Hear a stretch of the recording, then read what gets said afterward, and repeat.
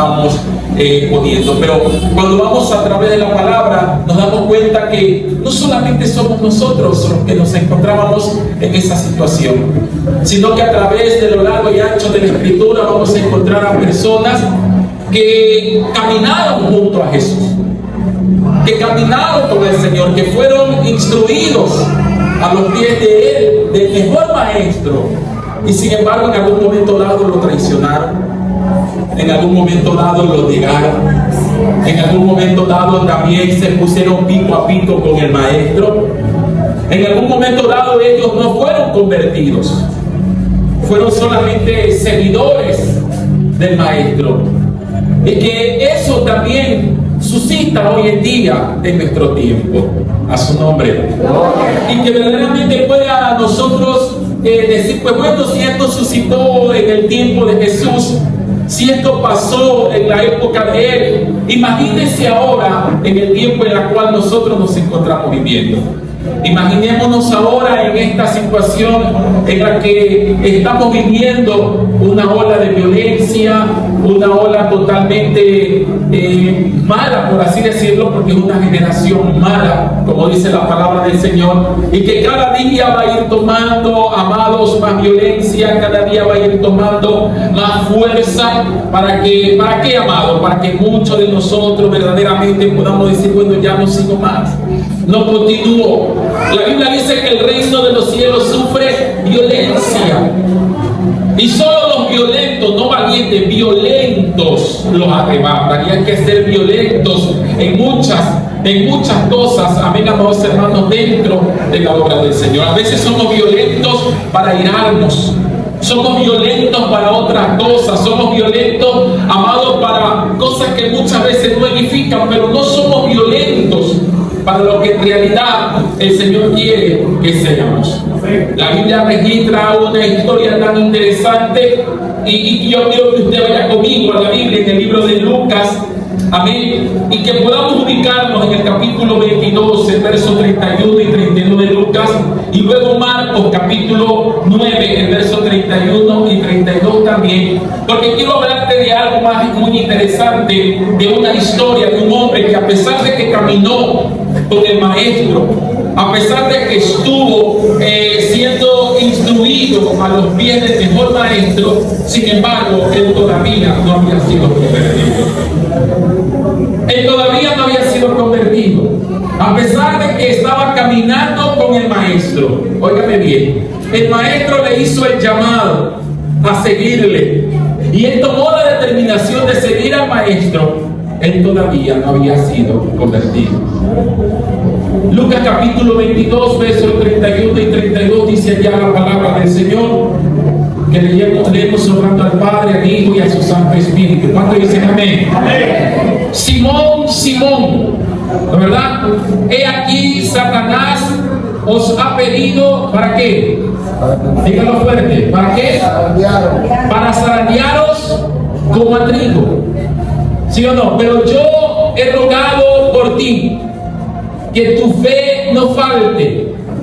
Y tú, una vez, ¿qué dice su versión? ¿Qué dice su versión? Ajá, vamos a ver quién está leyendo la Biblia. Su versión, ¿qué dice? Una vez. ¿Ah? ¿Encontró? Lucas 22, 31 y 32. ¿Lo tiene? Ya, vamos a leerlo nuevamente, verso 31. Simón, Simón, y aquí Satanás os ha pedido para zarandearos como a trigo. Pero yo he rogado por ti que tu fe no falte. Y tú, una vez, vuelve. La versión de acá dice, una vez convertido, confirma a tus hermanos.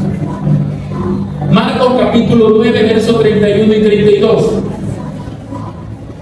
Dice que el Hijo del Hombre será entregado en manos de hombres que le matarán, pero después de muerto resucitará el tercer día. Pero ellos, mire usted qué dice, pero ellos no entendían estas palabras y tenían miedo de qué, de preguntarle. Entonces te estoy hablando de algo que en realidad, ¿qué estoy diciendo? Pedro era uno de los que había sido llamado como discípulo de maestro, pero él no había sido convertido. El nombre completo de Pedro era Simón Pedro. Y aquí en nuestro texto Jesús llama a Pedro Simón. Jesús le dijo a Simón Pedro, ahí está Lucas 22 de 31 al 32. Amén, amados hermanos. Y cuando habla la Biblia acerca de aquello, amados hermanos, dice la Biblia en Marcos 9:31 que ellos no entendían estas palabras. ¿Cuáles palabras? Las palabras del Evangelio. Y tenían miedo de ¿qué? Miedo de preguntarle. Ellos continuaban sin entender. Ellos continuaban sin entender. Eran agnósticos. Pastor, agnósticos, ¿a qué? Eran agnósticos, eran no creyentes sobre el tema, amados, de la muerte y de la resurrección de nuestro Señor y Salvador Jesucristo. Ellos no creían que el Señor iba a morir y que luego iba a resucitar. En esa parte eran agnósticos, eran incrédulos totalmente. Y aún después de la experiencia de la transfiguración de la cual ellos fueron testigos, mientras bajaban, dice la Biblia, por la montaña, estaban desconcertados. De nuevo, óigame bien, a la alusión del maestro sobre la resurrección, como dice Marcos 9:10. Y dice que ellos se entristecieron en gran manera al escuchar a Jesús hablar acerca de su muerte y su resurrección. No entendían, no comprendían. Usted me dirá, pastor, pero ¿cómo es posible que no entendían si ellos anduvieron con el maestro? ¿Cómo es posible que no entendían si ellos estuvieron viendo las señales y los prodigios que el Señor hacía a su nombre? Pero esto claramente muestra una cosa, amados hermanos, que los discípulos no creyeron el Evangelio de Jesús hasta después de la resurrección de Él. Ellos no creyeron el Evangelio. Al comienzo, ¿qué era, pastor? Al comienzo ellos eran solamente seguidores, pero no eran convertidos todavía. Ellos eran seguidores, y como seguidores ellos sacaban su espada y le volaban la oreja al uno. Como seguidores ellos tenían un carácter, amados hermanos, paupérrimo. Como seguidores eran personas, amados hermanos, que seguían robando. Como seguidores eran personas, amados, que peleaban entre ellos queriendo saber cuál de ellos era el mayor. Como seguidores ellos simple y llanamente se ponían en oposición contra el maestro para que el maestro no vaya a la cruz a morir. Ellos eran seguidores, no se habían convertido todavía. Hay una gran diferencia en estas dos líneas. Yo no sé en esta noche quién es seguidor y quién será uno que se haya convertido ya. A su nombre sea la gloria. Entonces los discípulos no fueron nacidos de nuevo. Los discípulos no fueron regenerados hasta que se encontraron con el Jesús resucitado la noche del domingo de Pascua. Amén, amados hermanos. Entonces, vemos esto a través de la Biblia, amados hermanos, que dice la Biblia en Juan 20:22, cuando los discípulos se encontraron con el Maestro resucitado, Jesús sopló sobre ellos. Y en ese mismo instante ellos fueron regenerados. A su nombre sea la gloria. Antes de eso no había morado en ellos todavía el Espíritu de Dios. Antes de aquella resurrección todavía en la vida de los discípulos el Espíritu Santo no estaba. Por lo tanto ellos no comprendían nada de las cosas que estaban sucediendo. A su nombre. Por eso Lucas 22:31 y 32 dice: dijo también el Señor: Simón, Simón, he aquí Satanás os ha pedido para zarandearos como a trigo, pero yo he rogado por ti para que tu fe no falte, y tú, una vez convertido, como dice esta versión, confirma a tus hermanos. O sea, ellos todavía no habían sido convertidos. Amén. Ahora, Satanás ya había sido, amados hermanos, ya había tomado a Judas, el primero. Satanás ya había tomado a Judas. ¿Se acuerdan cuando el Señor dijo en la cena: uno de vosotros me va a entregar? Amén. ¿Se acuerdan? Y dice la Biblia que Satanás entró en Judas y lo tomó a Judas.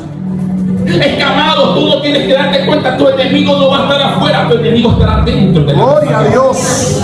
Wow. Tu enemigo nunca va a ser un extraño, tu enemigo siempre va a ser el más cercano. Tu enemigo nunca va a ser el que recién llegó, tu enemigo será el que se convirtió en tu discípulo. Tu enemigo será aquel que siempre va a estar sentado comiendo al lado tuyo. Óyeme bien, tu enemigo será aquel que siempre va a estar allí comiendo de tu plato, que lo llevaste a tu casa, que estuvo contigo. Ese será tu enemigo. Wow.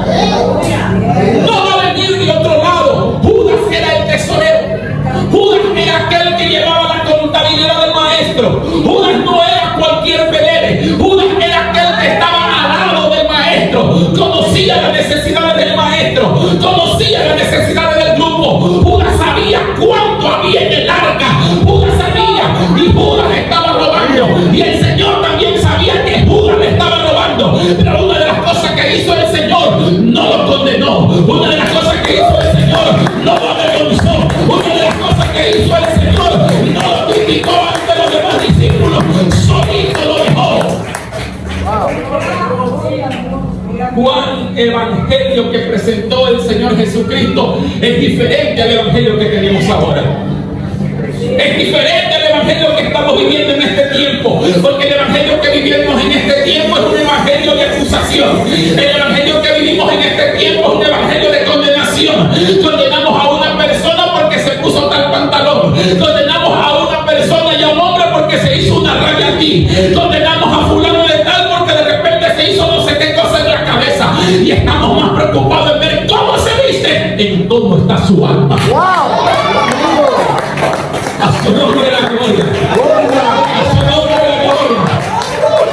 Y eso es lo que estamos viendo en este tiempo. El Señor estaba viendo acá y ellos no habían sido renacidos todavía. Óigame, pero la Biblia habla claramente que Satanás entró en Judas. Lucas 22:3. Ahora Jesús le dice a Pedro, ahora va Pedro. Primero fue Judas, ahora va Pedro. Y le dice Lucas 22:31, Satanás os ha pedido también a ti, Pedro, para zarandearos como a trigo. Amén. Y durante el sufrimiento de Jesús, escúcheme bien, durante el sufrimiento de Jesús, Pedro iría a través, óigame bien, de violenta y continua agitación a su nombre. Óigame, y eso fue lo que vimos nosotros allá. Él le dijo, Señor, yo no te voy a dejar. Señor, yo voy a ir contigo hasta la muerte. Señor, yo no te voy a dejar. Y el Señor le dijo, óyeme bien, antes de que el gallo cante, tú me habrás negado 3 veces.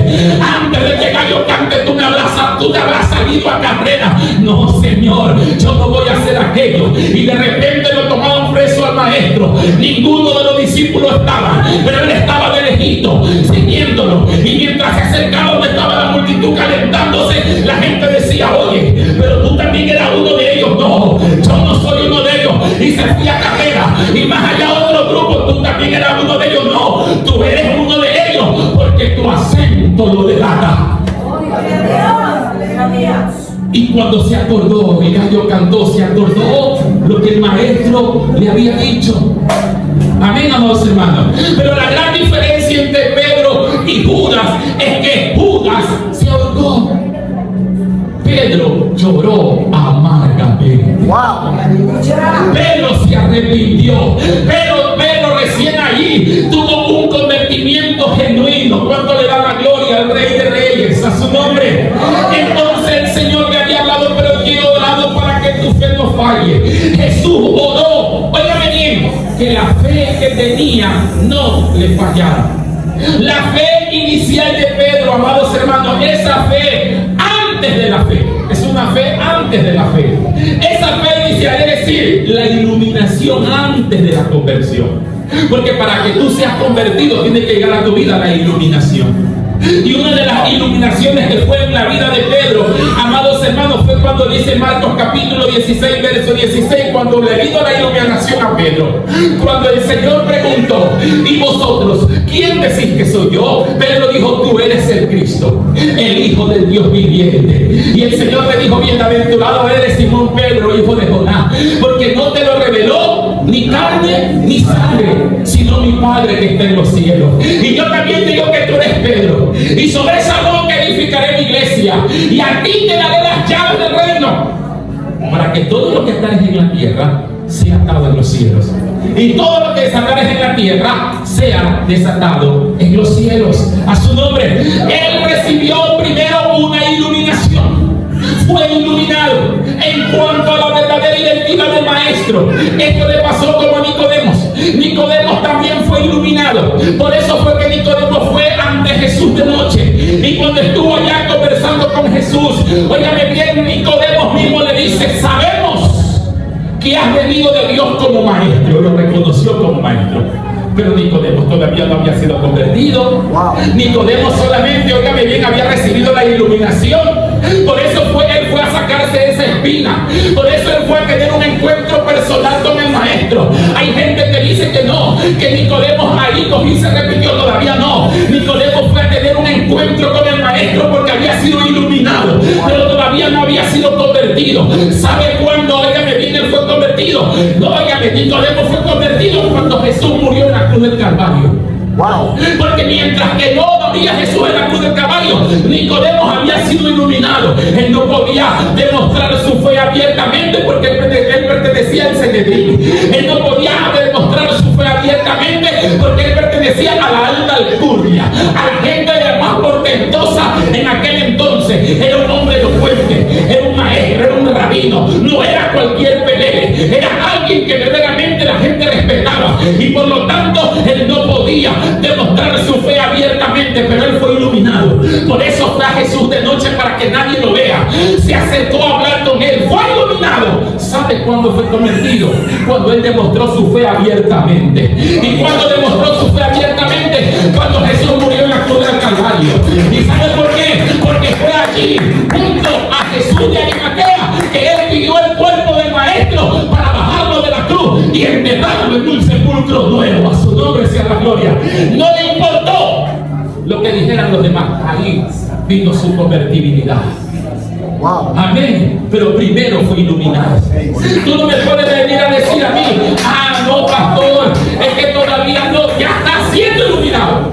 El amigo que ha escuchado la palabra ya está siendo iluminado. Cuando tú empiezas a cantar los cánticos, ya está siendo iluminado. Cuando tú empiezas a venir a la iglesia y tú dices: no, es que a mí me gusta escuchar, ya estás siendo iluminado. Ya hay una iluminación en ti, porque ya estás conociendo la palabra de Dios. Y esa iluminación llegó a tu vida, al igual que Pedro, al igual, óigame bien, que Nicodemos, al igual que Judas también, pero Judas se perdió. Ahora yo no sé en qué camino está usted. ¿Estaré en el camino de Judas o estaré en el camino de Pedro con Nicodemos? Y esta no es, óigame bien, una interpretación inusual, amados hermanos. Este versículo que habla aquí, y hablo verdaderamente, y que usted tenga, amados hermanos, algo tan esencial. Yo quiero que usted vaya conmigo hasta el final conforme vamos avanzando. Amén, amados hermanos, para que usted pueda tener y comprender lo que yo le estoy diciendo en esta hora. A su nombre. Primero quiero referirme, amados hermanos, a lo que era el verso que se refiere a la conversión de Pedro. Hay una Biblia en inglés, amén, la Biblia de Ginebra. Esa Biblia de Ginebra de 1599, amén, correctamente traduce la palabra griega como convertido. En la versión que usted tiene, ¿qué dice? Vuelto dice la versión Reina Valera, pero en la de Ginebra de 1599 dice convertido. Pastor, pero ¿por qué hay esta gran diferencia? Porque la traducción moderna, óigame bien, y la traduce volverse. Amén. Otras traducciones modernas lo traducen volverse de nuevo. Pero eso muchas veces nos incomoda un poco. Parecía inconsistente, ya que la raíz de la palabra en griego, amados hermanos, es la misma que aparece en el libro de Hechos, capítulo 15, el verso 3, y habla acerca de la conversión de los gentiles. Amén. Ahora, las cuales dicen que se convirtieron. Entonces, ¿por qué las palabras griegas epístrefo y epístrefe, que son las palabras griegas que aparecen aquí, son traducidas simplemente volteó o voltearse. Cuando en realidad, amados hermanos, Lucas habla de convertido y Hechos 15 también. Ahora, cree que la razón es muy simple y era obvio que los gentiles eran realmente convertidos. Los gentiles. Como se trataba para los gentiles tenían que convertirse. Pero cuando se hablaba de los judíos, tenían que volverse. Mira la gran diferencia. ¿Me estás entendiendo ahora? Para los gentiles somos nosotros. Para los gentiles tenían que convertirse.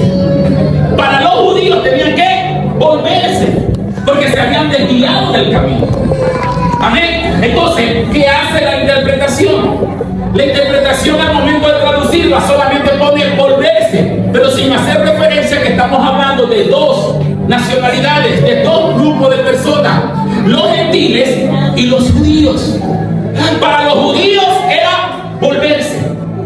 Para los gentiles, convertirse, porque ellos tenían que nacer de nuevo. Recuerde que lo que nosotros tenemos no es cultura nuestra, es cultura judía. Los judíos tenían que volverse, nada más. Mientras que nosotros los gentiles teníamos que convertirnos. A su nombre sea la gloria. Amén. Entonces, esto es lo que estamos viendo nosotros acá. Entonces, cuando los traductores hacen esa traducción moderna, ¿no verdad? Y vieron a Pedro en Lucas 22:32 de sus nuevas preposiciones evangélicas, de esa decisión que él empezó a tomar. Amén. No le permitieron usar la palabra convertido, no, pero en realidad él se convirtió. Porque ellos dijeron, no, él está caminando con el maestro, él solamente se volvió. Pero él se convirtió de verdad. ¿Cuánto le dan gloria al Rey de Reyes? A su nombre. Amén. Lucas 22:32, por eso dice, y yo he rogado por ti que tu fe no falte. Y tú, una vez convertido, ahí viene la palabra, confirma a tus hermanos. ¿No es verdad? Ahora, mis amados hermanos y amigos, no solo los gentiles necesitan convertirse, también Pedro lo hizo. Y es solo, amados hermanos, la gente de afuera, no solamente la gente de afuera, la gente de la calle, amados hermanos, que necesita ser convertida, porque también hay gente dentro de la iglesia que también necesita ser convertida. Porque hay gente dentro de la iglesia que en su momento tomaron una determinación por seguir a Cristo. O sea, tomaron el camino del decisionismo, pero no pasaron del decisionismo a la convertibilidad. Se quedaron solamente en el decisionismo.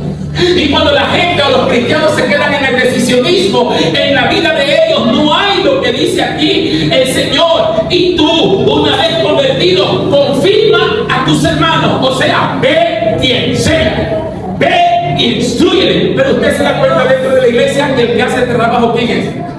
El pastor. No hay un líder que se pueda levantar a instruir. No hay un líder que se pueda levantar, óigame bien, a identificar. ¿Y por qué no lo hay? Porque está en el camino del decisionismo.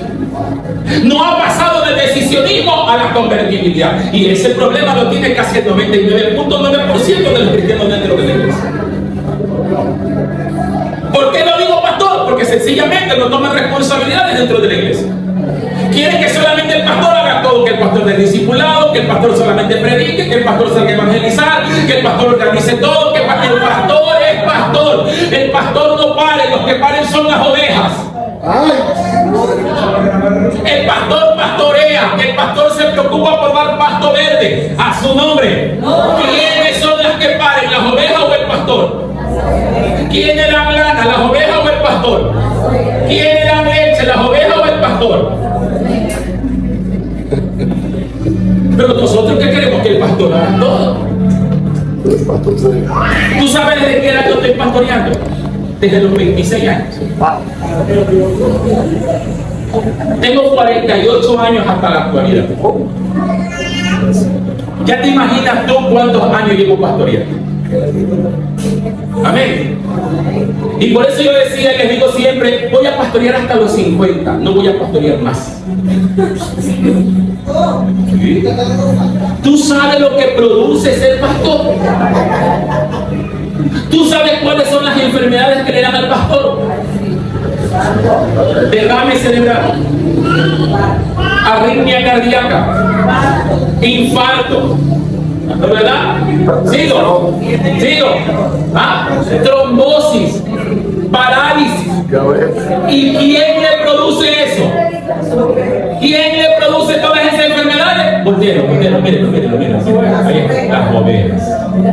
Es que ellos nunca van a estar, mira, las ovejas siempre van a estar, dame, pero cuando usted los quiere trasquilar porque necesita la lana, no se deja. No se deja. Entonces yo le dije, yo voy a pastorear hasta los 50. Más de ahí no. Me faltan 2 años. Y pastor, ¿y qué va a hacer? Yo no sé. Algo va a pasar. Pero yo no quiero pasar en una cama con trombosis, con derrame cerebral y con una congregación. Amén. Entonces, ¿por qué motivo, amados? Porque no hay hermanos que toman la responsabilidad. Ellos dicen, soy cristiano, ¿desde qué tiempo? Tengo 10 años en el Señor, pero son los más resabiados. Tengo 15 años en el Señor, pues son las personas que no están aportando nada para la obra de Dios, en el sentido de que puedan verdaderamente ser útiles dentro de la obra, en el sentido de que puedan ayudar, que puedan aportar, que diga, ¿sabe qué? Que el pastor diga, oh no, tenemos a gente nueva, pero yo no puedo dar las charlas del discipulado. Oh, pastor, tranquilo, no se preocupe, yo las voy a dar. Y si él empieza a dar, ya se cree que es pastor, coge ese grupito y levanta un tío por el Ese es el problema. Porque no ha sido convertido, ha sido iluminado y solamente está en el camino del decisionismo, pero no ha pasado del decisionismo a la convertibilidad. Wow. Porque cuando tú pasas a la convertibilidad, entiendes que tienes que vivir bajo una sujeción a su nombre. Entonces, no solamente los amigos necesitan ser convertidos, así como Pedro.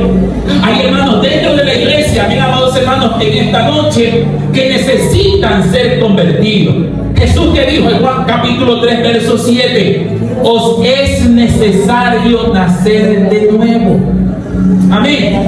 Debe de ser regenerado y convertido, o no puedes entrar en el reino de los cielos. A su nombre. Por eso dice él, una vez convertido, ve y afirma, confirma a tus hermanos, ve y trabaja, ya que tú pasaste, saliste del camino del decisionismo y debiste hacer la convertibilidad. Ahora tú estás bajo el rango de la responsabilidad de ayudar a los que recién van llegando. Wow. Pero no hacemos eso. ¿Qué hace el que tiene mayor año dentro de la iglesia? Empieza a sembrar duda, rencor, amargura en el corazón de los que recién llegan. Dios mío. Y empiezan a sembrar un montón de cosas en la vida de ellos. ¿Para qué? ¿Por qué? Empiezan a sacar. Mira, yo siempre digo, ¿tú sabes cuántos años pastoreando? El mayor problema de la iglesia, amados hermanos, oigan bien, está acá. ¿Y saben qué es lo que hay más? La mayor gente hipócrita está en la iglesia. Es la verdad. Porque acá nos saludamos, mi hermano, mi corazón, ¿cómo estás? Dios te bendiga. Pero sale por ahí y te van afuera, te ves así, tú vienes, hermano, ¿cómo vas a cantar a Dios? Uy, no, que mi hermana, Dios mío, no sé por qué el pastor la pone, padre. Y cuando le mandamos, ¡ay, hermana linda, qué lindo cantó! ¡Aleluya! ¿Somos o no somos una tarea hipócrita? Entonces, ¿cómo vamos a confirmar a los demás? ¿Y quién escucha eso? El amigo, el que recién llega, amén, escucha y dice, no, pues, si fulano tiene 5 años ahí en la iglesia, yo estoy recién llegando, yo por qué voy a hacer ahí metido. Y entonces el pastor no entiende, pero si fulano estaba viniendo bien, si estaba viniendo con toda la familia, y de la noche a la mañana dejó de venir. Es que tú no sabes lo que pasó, es que tú no sabes lo que escuchó. ¿A quién escuchó hablar acerca de ti, acerca del hermano, acerca del mismo pastor. A su nombre sea la gloria.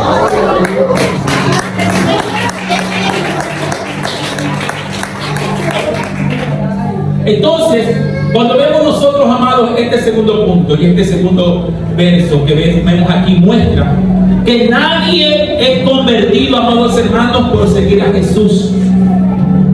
Nadie es convertido por ser bautizado. Nadie es convertido aún por haber recibido una iluminación divina.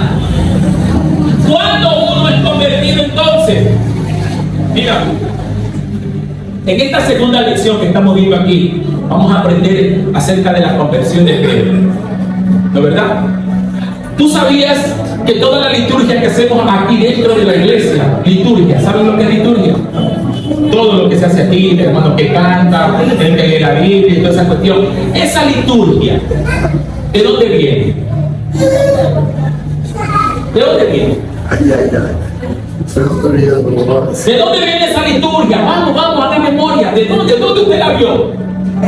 Antes de ser evangélico, ¿de dónde la vio? ¿Cuántos de ustedes tuvieron la oportunidad de ir a la iglesia católica? No somos católicos. Usted dice que ahora soy católico. El Señor me sacó del catolicismo. Ahora adoro y glorifico al Señor. Sí, aquí no hay imágenes, no hay nada de eso. No tenemos nada. Usted dice, no tengo nada del catolicismo. Sí tenemos. Esta liturgia es del catolicismo, porque ellos la crearon. Ellos la crearon. ¿Por qué usted cree que ellos nos llaman a nosotros los hermanos separados? ¿Por qué cree? Porque ellos dicen, no, ellos solamente no adoran imágenes, pero ellos hacen lo mismo que nosotros hacemos. Ellos también pues, se paran al frente, ponen a uno a dirigir la oración, que nosotros le hacemos acá, sino que acá nosotros le llamamos, le tenemos otro nombre. Ellos solamente lo que hicieron porque le cambiaron el nombre. ¿Tú me estás entendiendo? Mira, el otro día yo estaba sintonizando una radio, buscando una emisora cristiana, y más me apareció un hombre que estaba predicando, pero óigame, tremendo, pentecostal, wow. Aleluya, gloria a Dios, unción, y me puse atención y hablaba, bíblicamente. Cuando de repente terminó, dijo, bueno, amados hermanos, vamos a estar en pie, vamos a darle gracias a Dios y a la Virgen María. Uy, era carismático, ecuménico totalmente, pero vea, predicaba igual que un evangelio. ¿Te das cuenta? Pero ¿qué dice? Los católicos romanos y muchos decisionistas hoy en día, amén, amados hermanos, creen que Pedro se convirtió cuando siguió a Jesús. No. Cuando Pedro siguió a Jesús, todavía no era convertido. Mira, yo tenía un hermano en la iglesia que él llegaba a la iglesia. Antes de llegar a la iglesia, una cuadra antes de llegar a la iglesia, apagaba el cigarrillo. Y llegaba y se sentaba atrás. Cantaba, adoraba al Señor, daba sus ofrendas, daba su contribución para la obra y se quedaba lo último recogiendo las sillas. Recogía todas las sillas. Él no se iba hasta que no recogía las sillas. Ahora sí se iba. Al día siguiente veníamos al culto y él venía en la calle fumando.